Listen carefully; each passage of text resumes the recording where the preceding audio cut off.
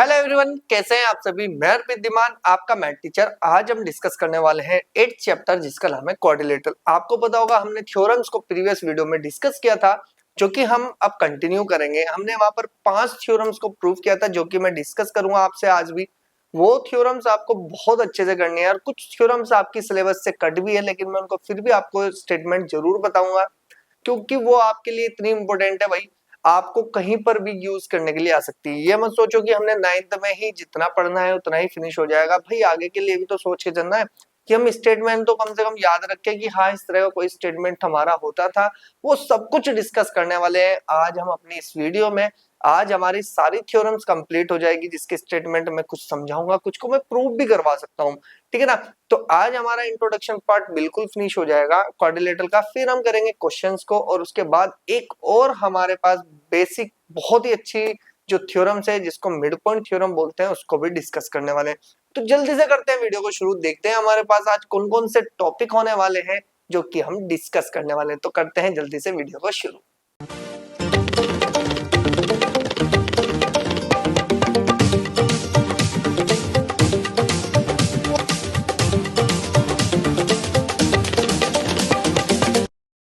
तो चलिए स्टार्ट करते हैं अपनी थ्योरम्स को। अब ध्यान से देखो भाई, आपके पास हमने एक जो थ्योरम डिस्कस की थी प्रीवियस वीडियो में, उसमें क्या था कि the sum of all 4 angles of a quadrilateral is 360। ये मैंने आपको प्रूव करके दिखाया था कि भाई किसी भी क्वाड्रिलेटरल के 4 एंगल का जो सम है वो 360 होता है। ये आपको ध्यान रखना है। वो किसी तरह का हो, चाहे वो रेक्टेंगल हो, वो आपका स्क्वायर हो, वो आपका पैरेललोग्राम हो, वो रोम्बस हो, वो काइट हो, कुछ भी हो, जैसे भी हो, आपके पास 4 एंगल्स बनने चाहिए तो वो क्वाड्रिलेटरल कहलाएगा। तो उसके चारों एंगल का जो सम होने वाला है वो आपका होने वाला है कितना, 360। इसके बाद हमने प्रूव किया था कि अ diagonal of a parallelogram divides into 2 congruent triangles. यानी कि अगर हम उसको 2 पार्ट में डिवाइड करते हैं पैरेललोग्राम को, तो दोनों के दोनों क्या बन जाते हैं भाई, आपके आपके कॉन्ग्रुएंट ट्रायंगल्स बन जाते हैं। और ये चीज हमने बहुत अच्छे से डिस्कस की थी। ध्यान रखना है, हमें ये बेसिक चीज समझ में आनी चाहिए। हमें इनकी प्रॉपर्टी का यूज कैसे करना है वो क्वेश्चन में मैं आपको बताने वाला हूँ। अभी सिर्फ आपका काम है कि एक तो आपका लाइंस एंड एंगल्स को अच्छे से कंप्लीट कर लो भाई, आप वन शॉट में जाके मेरी वीडियो देखकर, और एक कर लो आप अपना क्वाड्रिलेटरल, सॉरी ट्रायंगल। दोनों के दोनों जैसे ही चैप्टर आपके होंगे, ये चैप्टर आपको बहुत ही इजी लगने वाला है, क्योंकि वहां की प्रॉपर्टी यहाँ पर यूज कर रहे हैं, बस इतना ही तो काम कर रहे हैं भाई। यानी कि ये पूरा चैप्टर 3 चैप्टर को लेके चलता है। क्वाड्रिलेटरल तो पढ़ ही रहे हैं, आपके पास ट्रायंगल भी इसमें इंक्लूड होता है, और आपके पास लाइंस एंड एंगल्स भी होता है। ध्यान से सुन लेना बस मेरी बात। अब नेक्स्ट आई थी हमारे पास क्या, कि the opposite side of a parallelogram are equal. ये स्टेटमेंट भी आपको याद होनी चाहिए कि पैरेललोग्राम की जो अपोजिट साइड्स होती है वो क्या होती है भाई, आपकी इक्वल होती है। ठीक है ना। फिर नेक्स्ट हमने क्या किया था भाई, आपके पास डिस्कस, हमने कहा था कि the opposite angle of a parallelogram are equal. यानी कि आपके अपोजिट एंगल भी पैरेललोग्राम के क्या होते हैं, हमारे इक्वल होते हैं। ठीक है ना। फिर नेक्स्ट हमने जो हमने प्रूव किया था कल, वो क्या था भाई आपके पास, कि the diagonals of a parallelogram bisect each other. अब ध्यान से सुनो भाई, हमारे पास यहां तक हम सब कुछ कंप्लीट करके आए थे अपनी प्रीवियस वीडियो में। अब हम अपनी थ्योरम्स को आगे लेके जा रहे हैं, तो इसका मतलब हमारे पास आगे भी बहुत कुछ मिलने वाला है। अब ये आपको दिमाग में रखना है कि अब हम ज्यादा का प्रूफ नहीं करेंगे, क्योंकि हमारे पास जितना प्रूफ हमने किया है ना, उसी के बेसिस पे हम आगे अपने प्रूफ को देख सकते हैं। बस ये 5 स्टेटमेंट आपको याद रखनी है, इसलिए मैंने आपको रिकैप कराया कि भाई हमने पीछे वाली जो वीडियो थी उसमें ये थ्योरम्स हमने प्रूव की थी। अगर मैं नेक्स्ट की बात करता हूँ, तो देखो उसने क्या किया, उसी थ्योरम्स को जो पीछे प्रूफ की उसी को घुमा के दे दिया। अब उसने क्या बोला कि अ क्वाड्रिलेटरल इज अ पैरेललोग्राम। भाई अभी हमने क्या करा था कि पैरेललोग्राम था, उसने कहा कि क्वाड्रिलेटरल है, क्वाड्रिलेटरल का टाइप से पैरेललोग्राम। क्लियर हो गई बात। If pair of opposite angles are equal, हमने ये प्रूफ कर चुके हैं। अगर इतना स्टेटमेंट हटा दो, पैरेललोग्राम यहाँ पे देखो हमारे पास क्या है, parallelogram if pair of opposite angle are equal. अरे भाई पैरेललोग्राम की बात ही तो कर रहा है, क्वाड्रिलेटरल तो उसकी ब्रांच ही तो है। आप ध्यान से सुनो, मैं पहले ही कह रहा हूं आपको, हमें ज्यादा हार्ड वर्क नहीं करना है, हमें तो स्मार्ट वर्क करना है। कैसे करना है भैया, आप खुद सोचो कि अभी अगर मैं क्वाड्रिलेटरल की जहां पैरेललोग्राम को फिट करता हूं, उसने कह तो दिया कि पैरेललोग्राम के जो अपोजिट एंगल्स हैं वो इक्वल है, और हम पीछे ही प्रूफ करके आए। तो अब उसने सिर्फ एक ब्रांच बनाई कि भाई उसने कहा कि एक क्वाड्रिलेटरल है जो कि क्या है भैया आपके पास, वो पैरेललोग्राम है। ठीक है ना, एक क्वाड्रिलेटरल है जो कि आपके पास पैरेललोग्राम है। तो बस अब ये क्वाड्रिलेटरल नहीं रहा, अब ये पैरेललोग्राम बन गया इसका टाइप, ठीक है ना। अब पैरेललोग्राम के अपोजिट एंगल अभी हम पीछे ही प्रूव करके आए हैं, तो इसलिए घबराने की बात नहीं है भैया, आपको थोड़ा सा स्मार्ट वर्क करना है, ठीक है ना, क्योंकि आपकी थ्योरम आपको क्या करेगी कि इधर उधर करके आपको वही चीज पूछ लेगी जो आपको पहले सोल्व किया। नेक्स्ट में चलते हैं। देखो ध्यान रखना, मैंने जो चीज बताई है उसका थोड़ा सा ध्यान रखना है। आज हम हो सकता है कि पूरे स्टेटमेंट में ही खत्म कर दे अपना सब कुछ, क्योंकि हमें प्रूव करना है जो हमारे पास बेसिक चीज थी ना, हमने वो 5 थ्योरम पहले ही निपटा ली, ठीक है ना।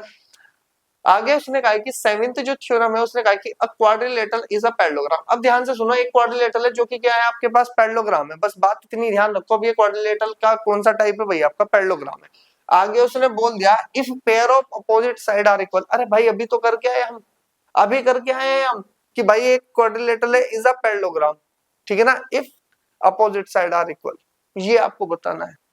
तो भाई आपको क्या करना है कि दिमाग से यूज करना है कि एक quadrilateral is a parallelogram if pair of opposite side are equal. ये तो हम पीछे करके आए, उसका कन्वर्स ही तो पूछ रहा है, उसका उल्टा पूछ रहा है, तो इसलिए आपको घबराना नहीं है, आराम से करना है, ठीक है। नेक्स्ट पे चलो। नेक्स्ट क्या है भाई आपके पास, नेक्स्ट उसने बोल दिया कि if the diagonal of a quadrilateral, if the diagonal of a quadrilateral bisect each other. अब ध्यान से सुनो, एक क्वाड्रिलेटरल बनाओ, ठीक है जी। क्या बनाना है भी आपको, एक क्वाड्रिलेटरल बनाना है।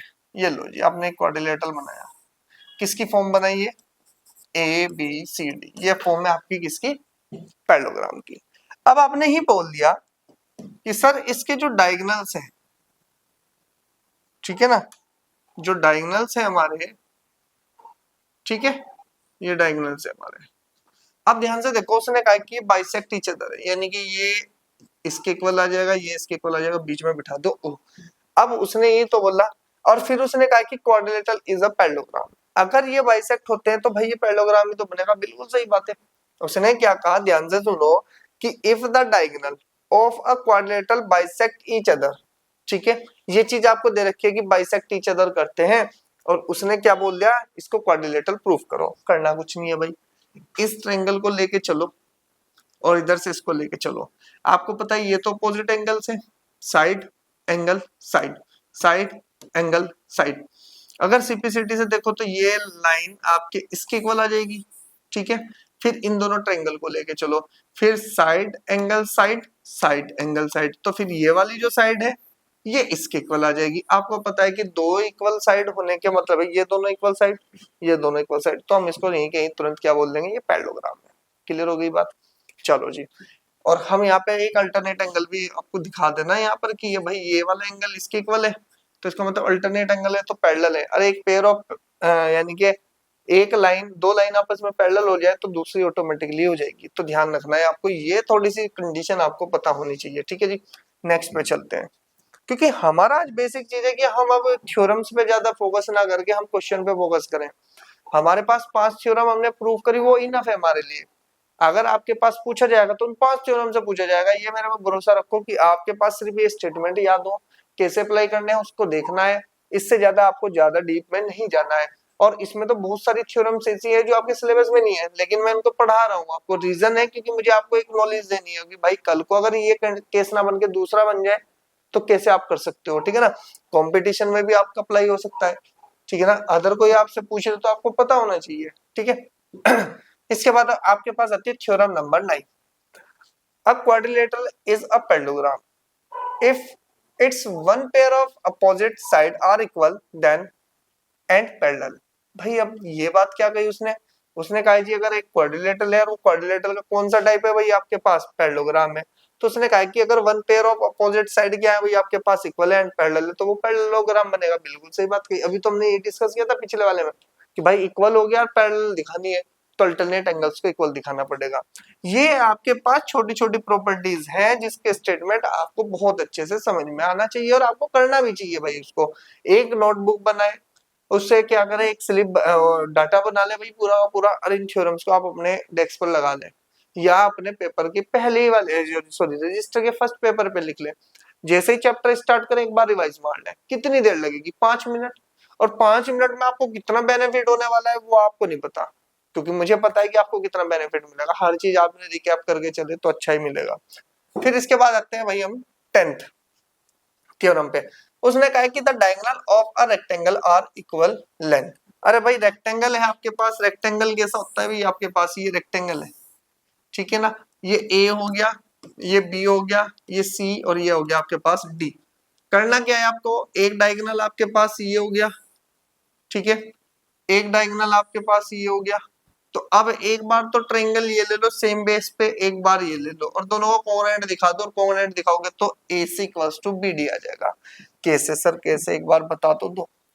अगर मैं डायगोनल की बात करता हूँ, चलो जी मैं डायगोनल की बात कर लेता हूँ, चलो इनको गायब करो। एक डायगोनल हो गया मेरे पास ये, ठीक है, और एक डायगोनल हो गया मेरे पास ये, ठीक है। अब देखो कैसे करना है, मैं एक सॉल्यूशन करा रहा हूँ भाई आपको, प्रूफ कैसे करना है। तो आपके पास क्या है कि भैया आपने क्या किया, ठीक है जी। अब आप यहां से दो ट्रायंगल लोगे, कौन कौन से लोगे, ABC, कि in triangle ABC and triangle कौन सी लेंगे भाई आपके पास, ABD वी है, ठीक है जी।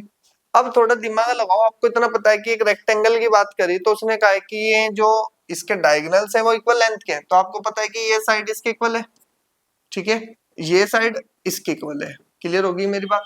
तो अब यहां से चलते हैं भाई कितना, कि AB इक्वल्स टू AB है। हम क्या कहेंगे कि AB इक्वल्स टू कितना है मेरे पास, AB है, क्योंकि दोनों ट्रायंगल में ये इन्वॉल्व है, तो इसका मतलब ये क्यों होगी भैया आपके पास कॉमन हो गई, ठीक है। फिर एंगल A इक्वल्स टू में एंगल कितना दिखा दो, B दिखा दो। ये क्या है भाई आपके पास, ईच 90, ठीक है। फिर इसके बाद हम कहेंगे कितना भाई आपके पास, A एंगल हो गया, AB हो गया, A एंगल हो गया, हम कहेंगे कि AD इक्वल्स टू में कितना हो जाएगा आपके पास, BC। क्लियर हो गई बात। ये क्या है भाई आपके पास, अपोजिट साइड्स ऑफ रेक्टेंगल, ठीक है। अब थोड़ा दिमाग लगाओ, ये हो गया भाई मेरे पास क्या, साइड, ये एंगल और ये साइड। तो यहां से लिखेंगे कि therefore triangle ABC congruent to triangle BAD। तो इसका मतलब हमारे पास जब ये आया और हमने यहाँ पर ABD जो लिखा था, कोई बात नहीं, ठीक है ना, और इसको बोल देंगे कि बाय कौन से रूल से बना भैया आपके पास, SAS यानी कि सास रूल से बना। अब ध्यान से देखो उसने क्या बोला था, उसने कहा कि डायगोनल्स इक्वल्स हो, AC किसके इक्वल आया, BD का आया। क्या AD और BD आपके पास क्या है, कि AC इक्वल्स टू में कितना आ जाएगा आपके पास, BD। और ये दोनों डायगोनल्स इक्वल होने का मतलब है बाय CP CD। क्लियर होगी जी बात। आपको इतना पता चला तो हमने बोल दिया चलो जी इंप्रूव हो गया। पता चली ना, देखो कितनी इजी है भाई, आपको नहीं समझ में, आपको लगता है जैसे ही मैं आपको बताता हूँ ना तो आप सोचते हैं सर ने वो बहुत बड़ी बात बोल दी। अरे भाई आप एक बार ट्रायंगल को कोऑर्डिनेट करना तो सीख जाओ। जिस दिन आप ये सीख गए आपकी सारी थ्योरम्स आपके हाथ पे होगी, आपके दिमाग में होगी। आप लोग समझ नहीं रहे, आप पिछले वाला जो बैकलॉग रखते हो ना अपना, वही आपका अगले चैप्टर को ना करने की कारण बनता है भैया। आपका यही रीजन होता है कि आप कर नहीं पाते अगला चैप्टर। आपने लाइंस एंड एंगल्स में कमी कर दी, सोचते हैं चलो सर अगले में कर लेंगे, फिर ट्रायंगल आ गया, ट्रायंगल में लाइंस एंड एंगल्स इन्वॉल्व हो गया, फिर आपने ट्रायंगल का बैकलॉग बना दिया। अरे कितना बैकलॉग बनाओगे भाई आप लोग, ये तो समझ लो। आपको तो मेहनत करनी होगी, और मैं आपको बता रहा हूँ, मैं आपको बताऊंगा कि बैकलॉग कैसे अच्छा करते हैं, किस तरह से अपना ठीक करेंगे बैकलॉग। ये नहीं कि आपको अलग से टाइम मिल जाएगा, भाई घड़ी में 24 घंटे मिलेगा आपको एक दिन में। आप ये मत सोचो कि एक एप्लीकेशन लिख दी भगवान के पास, सर भगवान 2 घंटे पढ़ा दो, इन 2 घंटे में मैं अपना बैकलॉग ठीक करूंगा। इन 24 घंटे में से ही आपको क्या निकालना पड़ेगा, टाइम बैकलॉग के लिए। इसलिए आपके अगले चैप्टर क्या होते हैं भाई, आपको हार्ड लगने शुरू हो जाते हैं। मैथ्स इसलिए हार्ड लगती है क्योंकि आपने बैकलॉग इतना इकट्ठा कर लिया, उसको सोल्व करने के लिए आपको आपको भाई करंटली ही चलना पड़ता है, आपको सिमिलर चलना पड़ेगा। जो चल रहा है करंटली चैप्टर उसके साथ साथ चलोगे तब बेनिफिट मिलता है मैथ्स में, नहीं तो भाई बैकलॉग बना के रखो, मैथ्स तो फिर आपके लिए ऐसा हो जाएगा जैसे महाभारत का युद्ध, ठीक है ना। तो ध्यान रखना है भैया आपको, कोई भी ऐसी गड़बड़ मत करो कि बैकलॉग इकट्ठा करते फिरो आप। नेक्स्ट है आपके पास if the diagonals of a parallelogram are equal, अगर किसी दिन पैरेललोग्राम के डायगोनल्स इक्वल हो गए तो वो क्या बन जाएगा भाई, आपके पास रेक्टेंगल बन जाएगा। उसने क्या कहा कि भाई अगर जिस भी दिन आपके डायगोनल्स इक्वल हो गए पैरेललोग्राम के, वो रेक्टेंगल बन जाएगा। तो ये तो कंफर्मेशन बिल्कुल सही है, ठीक है ना। तो ये आपके पास ध्यान रखना है कि ये हमें सिर्फ एक प्रॉपर्टी के हिसाब से याद रखनी है। फिर नेक्स्ट पे आ जाओ। उसने कहा कि theorem number 12 the diagonals of a rhombus. भाई उसने कहा कि अगर रोम्बस, रोम्बस का मतलब क्या होता है पहले वो भी डिस्कस कर लेते हैं। मैंने आपको डेफिनेशन जिस टाइम आपको मैं पढ़ा रहा था, मैंने उसमें साफ बोला था आपको कि भाई जिस दिन आपके सारी साइड इक्वल हो जाएगी, सारी साइड इक्वल हो जाएगी किसकी, पैरेललोग्राम की, वो रोम्बस कहलाएगा, ठीक है।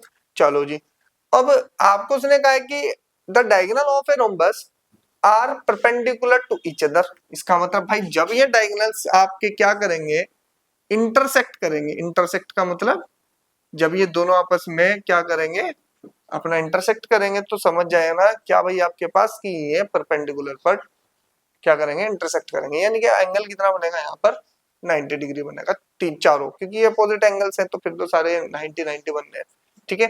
इतनी बात आपको पता होनी चाहिए, ध्यान रखना। नेक्स्ट पे चलते हैं। देखो जी हमारे पास नेक्स्ट आता है क्या कि theorem number 13 if the diagonals of a parallelogram are perpendicular then it is a rhombus. यही बात उसने घूम फिर के फिर बोल दी। अगर उसने कहा कि भाई हमारे पास if the diagonal of a parallelogram are perpendicular कहां पर, then it is a rhombus. भाई ध्यान से सुनो, आपको पता है ना पैरेललोग्राम का एक डायगोनल बड़ा होता है, एक डायगोनल छोटा होता है। उसने कहा जिस दिन इनके बीच में 90 बनाना तो वो रोम्बस बनेगा। ये कंफर्मेशन है कि अभी हमने जो पिछले वाली थ्योरम पढ़ी यही तो थी। अब उसने कहा कि जिस दिन ये पैरेललोग्राम है ना आपके पास, इसके डायगोनल्स आपस में क्या बना ले, 90 डिग्री बना दे, और जिस दिन ये 90 डिग्री बनाई या ऑटोमेटिकली अपने आप क्या पहुंच जाएगा, रोम्बस की कंडीशन में पहुंच जाएगा, वो रोम्बस बन जाएगा, ठीक है। तो अब हमारे पास जो लास्ट है, ठीक है, लास्ट है, इसको थोड़ा अच्छे से समझ लो। उसने कहा कि the diagonal of a square are equal and perpendicular to each other. अब क्या हुआ, अरे भाई जिस दिन रोम्बस की कंडीशन एक अपनी प्रॉपर्टी हटा के बोलेगी कि भाई ये 90 तो है लेकिन एक डायगोनल बड़ा है एक डायगोनल छोटा है, जिस दिन ये दोनों डायगोनल इक्वल हो गए तो ये एक स्क्वायर की शेप ले लेगा और हम क्या कहेंगे कि हमारे पास एक स्क्वायर बन के आएगा। और वो स्क्वायर कंडीशन कैसे देगा भाई, आपके पास ये जो डायगोनल्स हैं आपके, ये दोनों आपके इक्वल हैं और साथ में यहाँ पर 90 डिग्री एंगल बन रहा है। ध्यान रखना ये बहुत छोटी छोटी बात है। आप कभी भी किसी को रिप्रेजेंट करोगे कि ये स्क्वायर है तो आपको यही बात बतानी होगी। आपको बोलना होगा कि स्क्वायर के जो डायगोनल्स है वो इक्वल होते हैं और आपका क्या बनाते हैं भाई, परपेंडिकुलर ईच अदर, एक दूसरे के परपेंडिकुलर रहते हैं। अगर ये दोनों इक्वल नहीं है, ध्यान से सुनना मेरी बात, अगर ये डायगोनल्स इक्वल नहीं है, एक छोटा एक बड़ा है, तो इसका मतलब समझ जाना वो क्या बनेगा भाई, आपका रोम्बस बनेगा, क्योंकि बीच में 90 अभी भी है। अगर ये 90 नहीं बने तो डायरेक्टली बोल देना सर ये तो पैरेललोग्राम है, पैरेललोग्राम में कभी 90 नहीं बनेगा, ठीक है ना। अगर 90 बन रहा है तो वो रोम्बस है। रोम्बस कब होगा, जब डायगोनल्स दोनों अलग अलग होंगे। अगर ये डायगोनल्स एक जैसे हो जाए यानी कि सेम हो जाए तो क्या बनेगा, स्क्वायर बनेगा। तो साइड तो सारी रोम्बस की ऑलरेडी इक्वल होती है भाई। बस डायगोनल्स जिस दिन इक्वल हो गए उस दिन हमारा काम चल जाएगा, हम बोल देंगे कि भाई ये स्क्वायर है। क्लियर होगी मेरी बात। आज हमने जितनी भी प्रॉपर्टी थी, जितनी भी हमने यहाँ पर सीखा है आज हमने, वो सब कुछ हम फर्स्ट एक्सरसाइज यानी कि 8.1 में डिस्कस करेंगे। क्योंकि आपको पता है कि जितना हमने आज सीखा है ना, मैं आपको भी कह रहा हूँ कि वहां पर हमें नहीं स्टेटमेंट्स की जरूर पड़ेगी। तो आपको ध्यान रखना है कि हर एक का स्टेटमेंट और जो मैंने आपको प्रूफ कराया ना उसका प्रूफ आप बस इजीली याद रखें कि हाँ मैं इसका प्रूफ इस तरह से कर सकता हूँ, और अपने बैकलॉग को ठीक करें। लाइन्स एंड एंगल्स ट्रायंगल को बहुत अच्छा स्ट्रॉन्ग कर ले, मेरी वन शॉट से कर ले, कोई दिक्कत नहीं है। और मैं आपको जरूर बताने वाला हूँ कि भाई बैकलॉग को कैसे ठीक करना है आपको, क्योंकि मुझे पता है कि बहुत बच्चों का बैकलॉग बन चुका, ठीक है ना। कुछ बच्चे ऐसे हैं जो पढ़ते हैं लेकिन फिर भी बैकलॉग है, एक ऐसे बच्चे हैं जो पढ़ते ही नहीं उनका तो बैकलॉग है ही। तो सब कुछ ठीक हो जाएगा आपका, मैं आपसे डिस्कस करने वाला हूँ इस बारे में। आपको आज के लिए बस मैंने जितना बताया आपको उसको कवर करना है। मिलेंगे नेक्स्ट वीडियो में। चैनल को सब्सक्राइब कर दो, लाइक कर दो और अपने दोस्तों के साथ भाई शेयर भी कर दो, क्योंकि उनको भी तो बेनिफिट मिलना चाहिए। अब आपको लगता है कि दूसरी वीडियो हमारी छोटी है, मेरी वो वीडियो ज्यादा बड़ी होगी, ठीक है ना। मैंने एक्स्ट्रा पढ़ा दिया लेकिन वो एक्स्ट्रा जो पढ़ा है ना वो एक्स्ट्रा काम के लिए भी तो है ना आपके। तो मिलेंगे नेक्स्ट वीडियो में। Okay students.